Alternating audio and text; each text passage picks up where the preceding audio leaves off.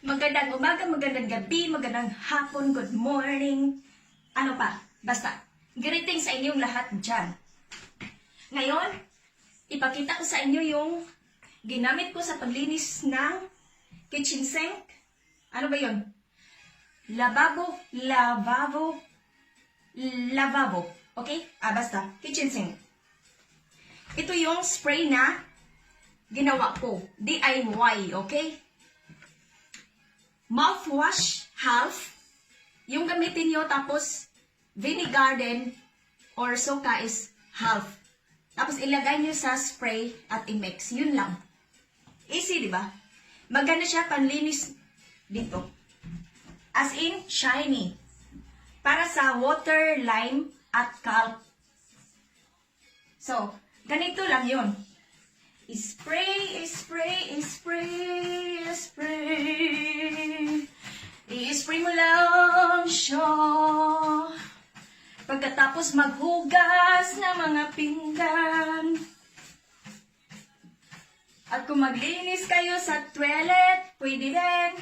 Sa shower, pwede. So, tapos na, di ba? Makita niyo, di ba? May mga ano siya. Ano ba 'yon? Water lime. Pagkatapos na maghugas, ganyan. So, to avoid water lime and kalk, ganito lang. I-spray tapos ito. Yung ginagamit ko pala is dry cloth. Tut. So, patay si Papa Germs at si Mama Bacteria. Kasi, alam nyo, itong mouthwash is, di ba, is antibacterial. At yung vinegar naman is may 5% acid. So, maganda siya panlinis.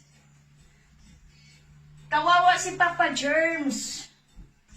So, wow! Look. Ang ganda. Makintab siya. Ang ganda ng feeling, pag ganito yung mo, malinis. At hindi lang siya sa, ipakita ko din. Meron pa. Ito yung lalagyan ng mga pinggan, di ba? Pagkatapos hinugasan. So, nakita nyo is daming, water lime or kalk. Okay? So, ganito mo lang. I-spray. Ay. Na. So, okay? Tapos na, di ba? Tapos, ito, yung scratch bright. Ano ba yung tawag? So,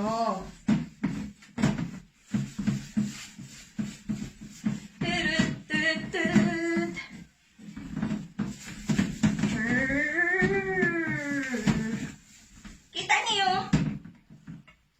hindi ko pa yun hinugasan ng tubig. Pero, kita niyo ang linis na. Pagkatapos, of course, after, and wash with water. But I do eat this after. But as you can see, is clean. Water lime is gone. And it's not only for cleaning the lavabo. This can use also to kill flies or pampapatay ng langaw at hormigas or ano ba yun? Langgam sa Tagalog.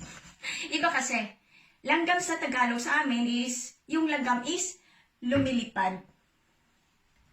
At pati bee, na para din silang nahihilo. Ito yung ginagamit ko. Araw-araw ito ginagamit ko panlinis at sa kusina.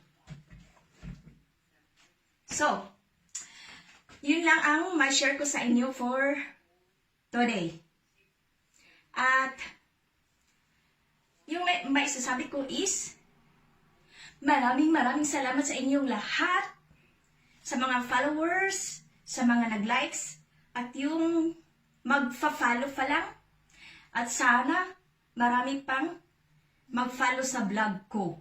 Sana naman, Lord. Keep safe, everyone, and God bless. Yan lang muna for today. Bye-bye sa inyong lahat. At yun. Okay? Bye-bye!